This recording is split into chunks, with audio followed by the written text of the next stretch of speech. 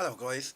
Yeah, what I'd like to talk to you about today actually is basically my sort of defining moment about coming into this sort of field of work. Because I've been asked a lot recently how I got into it, what made me get into this particular line of work. Was I born with it? That's etc. etc. Um, well, what it was basically, as a child growing up, I always used to see different things. Um, as you do as a child, and as being an only child, it was just one of them things that you kind of accepted. I never sort of questioned. I never sort of, sort of sat down and really thought, is it just me, or is it just my imagination? Because I just thought everybody could see these things that I was seeing as a child. I was constantly talking to people that weren't there, and I used to see these people all dressed in white that used to come and visit me. Well, obviously, as growing up, you just keep going, you just accept these people that are there. And it wasn't until you get to about the age of 14 um, that you start looking around and thinking, well, why isn't everybody interested in this? And why is it me? Why am I interested? But then as life goes on, as you carry on, and as you grow up, my nan passed away when I was about 14. And obviously that was quite a bad time, but so my nan had passed away. So then it got to, I was in my early 20s, about 21, 22, and I'd gone over to see my grandfather. So just to set the scene for you, um, fireplace, alcove on the left and alcove on the right.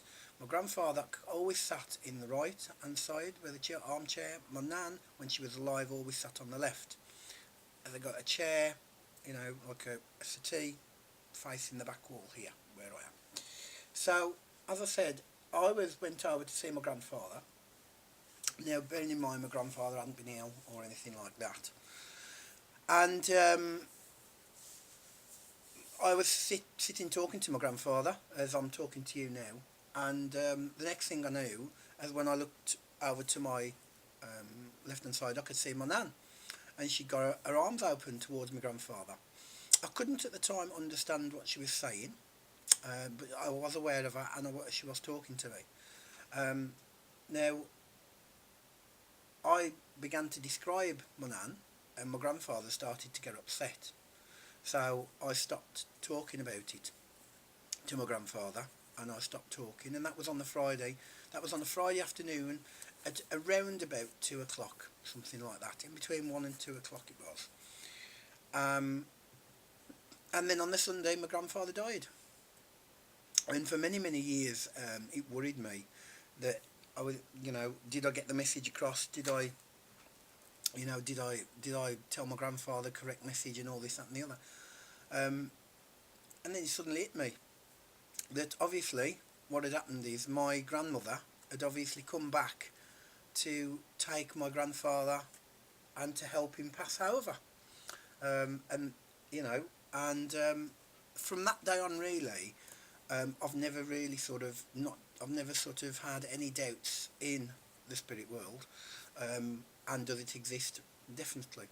Um, I know it's only another story. I have no proof to back this up. I have no evidence to back this up or anything like that. But it is a story that I experienced, and no one, not any of the skeptics, scientists, anything like that, will actually take that experience away from me. Because over the years, I've gone through it in my mind. I wasn't taking tablets, I wasn't on drugs, I wasn't taking medication. I hadn't been asleep and just woke up and thought, oh, I wasn't hallucinating. My grandfather hadn't been asleep or anything like that. I think I'd been up his shed, I think, because I think we were looking after the birds because he bred canaries. So I think I'd been up there talking to him, and we come back into the house. So it was, and that was my evidence to prove to me that spirits are there. And really, I have never questioned it ever since then. I mean, obviously, you do question what you get. I'm not saying that I don't question what I get, as in, is this correct what you're telling me, and that sort of thing. But as a whole, I think that really, really was my defining moment, really. Um, and I think luckily I've been lucky enough to see something like that. But it was a good experience, and I'm glad I had it.